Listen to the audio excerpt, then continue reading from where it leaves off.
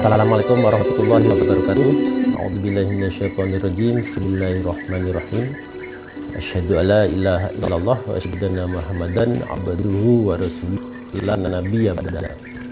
Allahumma sholli ala sayyidina Muhammad wa ala alihi wa sahbihi ajmain. Amma ba'du. Rabbi shrah li sadri wa yassir li amri wahlul 'uqdatam min lisani yafqahu qawli. Amin.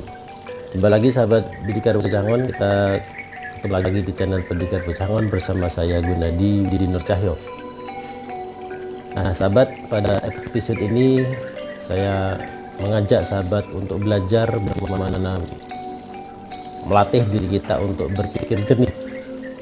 Banyak masalah yang terjadi di sekitar kita, baik itu masalah pribadi, masalah sosial, masalah kehidupan bermasyarakat yang pada dasarnya disebabkan oleh ketidakmampuan kita untuk berpikir jernih. Nah, saya mengajak sahabat untuk melatih diri dengan menggunakan sebuah contoh. Dan ini merupakan contoh yang saya terapkan dalam melatih diri saya untuk berpikir jernih. Nah, salah satu cara sahabat yaitu untuk memahami bahwa sebenarnya tidak ada air yang kotor. Kalau kita melihat selokan yang berlumpur atau air sungai yang sudah tercemar,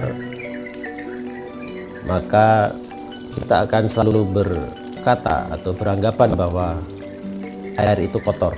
Ya bisa karena kotor karena lumpur, bisa karena bau, atau tercemar dengan cairan-cairan atau benda-benda yang lain yang membuat air itu menjadi tidak jernih lagi dan berbau. Kalau kita berpikir secara jernih, sebetulnya tidak ada air kotor itu sahabat. Kenapa? Karena pada hakikatnya Allah menciptakan air itu jernih. Pada hakikatnya Allah menciptakan air itu bersih. Karena air Allah ciptakan sebagai sumber kehidupan yang bisa menghidupi, yang bisa digunakan untuk minum sehari-hari. Nah, air itu kotor itu sebenarnya karena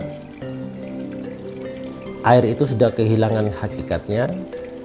Kotornya itu adalah karena ada zat lain atau benda lain yang mencampuri air itu, sehingga air itu kehilangan keasliannya, sehingga air itu kehilangan fitrahnya sebagai air yang jernih.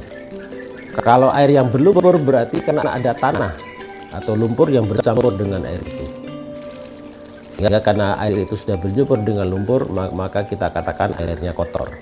Atau kalau ada air yang berbau, kita katakan air itu kotor karena berbau. Padahal sebetulnya kotornya air itu atau baunya air itu karena adanya zat lain yang mencampuri air sehingga air kehilangan fitrahnya. Tapi pada hakikatnya sebenarnya air itu tetap jernih. Logikanya sahabat, kenapa air kotor itu hakikatnya tetap jernih? Karena sebenarnya air yang kotor itu, baik itu karena lumpur, karena sabun, atau karena zat-zat yang lain, zat-zat kimia, itu diakibatkan oleh sesuatu yang tidak berada pada tempatnya. Jadi kita ambil contoh air yang berlumpur tadi. Sebenarnya kalau air yang mengandung lumpur itu kita biarkan di tempatnya, maka itu tidak bisa kita sebut kotoran. Karena memang hakikatnya lumpur ya seperti itu. Hakikatnya air ya memang seperti itu. Air yang berlumpur kita katakan kotor kalau tidak pada tempatnya. Misalkan menempel ke celana atau ke baju kita. Ketika baju kita atau celana kita terkena air yang berlumpur, maka kita katakan ini kotor. Sebetulnya kotor itu disebabkan karena lumpur tadi yang menempel di baju kita. Artinya bahwa lumpur itu tidak tempatnya menempel di baju. Kalau lumpur itu berada di tempatnya, maka lumpur itu tidak bisa kita katakan kotoran, atau tidak bisa kita katakan kotor. Lumpur itu jadi kotor karena tidak berada di tempatnya. Nah, begitu juga air yang berbau. Air berbau yang karena tercemar itu sebetulnya tidak kotor, tetapi ada zat yang bercampur dengan air itu yang dia tidak berada di tempatnya. Ya, mungkin air limbah itu yang mengakibatkan air kotor, sehingga kotornya air itu karena limbah itu tidak berada di tempatnya. Harusnya limbah itu dibuang pada tempatnya, dibuang pada tempat pembuangan yang benar. Air yang berbau itu juga karena ada zat lain yang bercampur, sehingga air itu tidak jadi lagi karena ada zat yang tidak berada di tempatnya.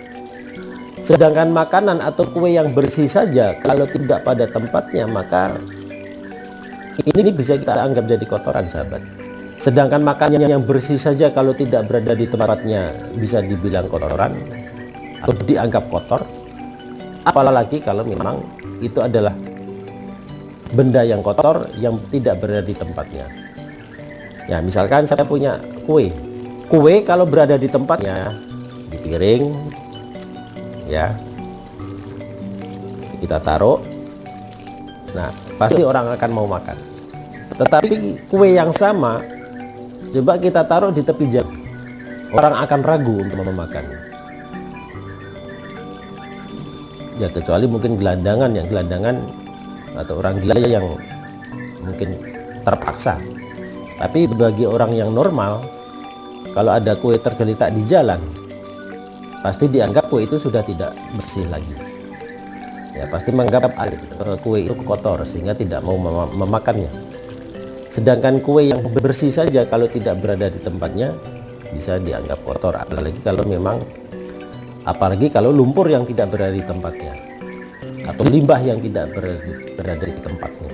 Maka kesimpulannya, sahabat, bahwa segala sesuatu kalau tidak berada di tempatnya maka itu akan mengakibatkan masalah. Maka akan ada sesuatu kehilangan fitrah. Ada sesuatu yang kehilangan keasliannya. Ada sesuatu yang rusak. Nah, ini bisa berlaku di mana saja. Tidak hanya pada benda tapi juga pada manusia. Nah, dengan memahami bahwa segala sesuatu itu ada fitrahnya masing-masing, dan kalau sesuai pada tempatnya, sesuai pada fitrahnya, maka segala sesuatu akan berfungsi dengan normal, maka kita akan sanggup atau mampu untuk berpikir jernih, tidak mudah menyalahkan, ya, dan kita juga tidak menganggap diri kita paling benar, karena semua itu ada fitrahnya masing-masing. Bahwa air kotor itu tidak ada, yang ada itu air bersih. Fitrahnya air adalah bersih. Yang kotor karena ada lumpur, ada limbah, ada zat-zat yang tidak berada di tempatnya. Nah, kalau Allah menciptakan air itu fitrahnya bersih, suci, maka kenapa ada air yang tercemar, ada air kotor? Yaitu karena ulah manusia yang tidak bertanggung jawab, karena manusia yang tidak menjalankan fungsinya sebagai khalifah. Allah menciptakan manusia sebagai khalifah untuk menjaga alam ini supaya teratur, supaya berjalan sesuai fungsinya. Nah, ketika kita tidak menjalankan fungsinya sebagai khalifah menjaga alam ini, maka alam akan mengalami kerusakan. Air yang fitrahnya bersih menjadi kotor, tercemar. Maka kesimpulan, sahabat, bahwa Allah menciptakan alam semesta ini sebetulnya adalah indah dan bersih. Manusialah yang menjadikan alam ini kotor, manusialah yang menjadikan alam ini menjadi rusak. Banyak hal yang tidak pada tempatnya yang kita lakukan,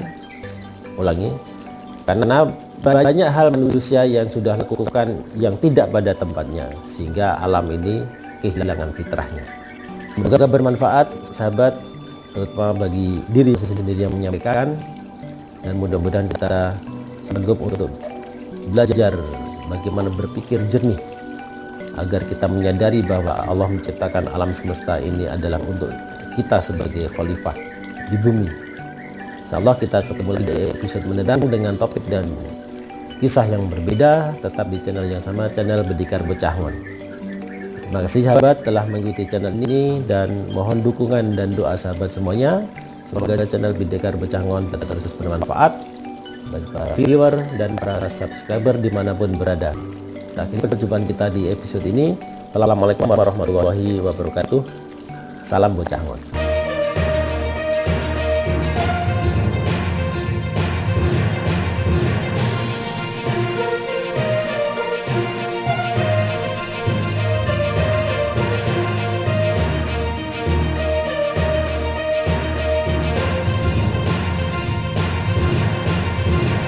Nah, jangankan kok lumpur yang kotor atau sabun limbah yang kotor, sedangkan makanan yang berisi yang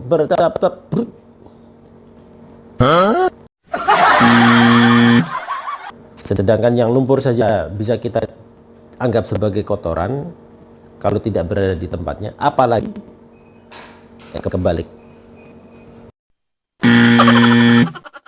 Maka sebenarnya Allah menciptakan alam semesta ini hakikatnya adalah baik.